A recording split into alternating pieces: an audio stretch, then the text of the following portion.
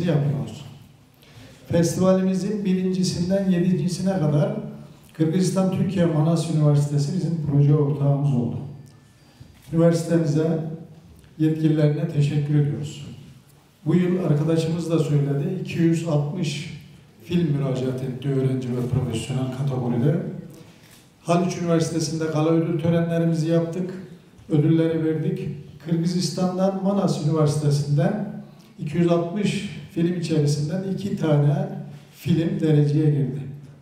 Köprü filmi 1. öğrenci kategorisinde yer aldı. Yine Miras filmi jüri özel ödülüne layık görüldü.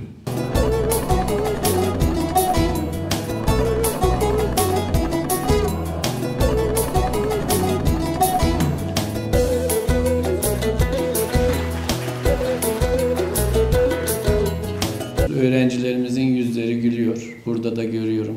Hep yüzünüz daim gülsün. Türk dünyasının geleceği sizlersiniz. Sizlerden çok şey bekleniyor. Onun karşılığını vereceğinize hiç şüphemiz yok. Manas bir marka. Bu markanın değerini daha yükseğe taşıyacağınıza hiç şüphemiz yok.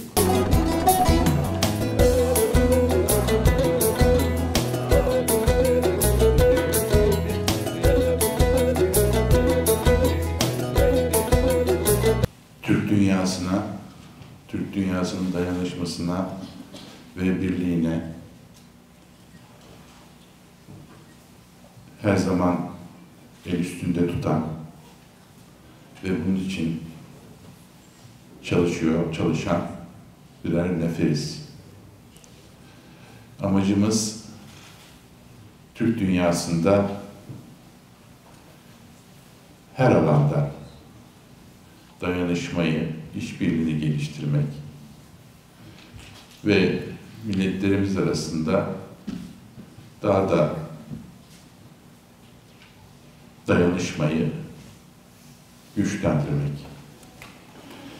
Bu amaçla da bugün en güzel örneklerinden birini hep beraber bu dayanışmanın ve işbirliğini yaşıyoruz.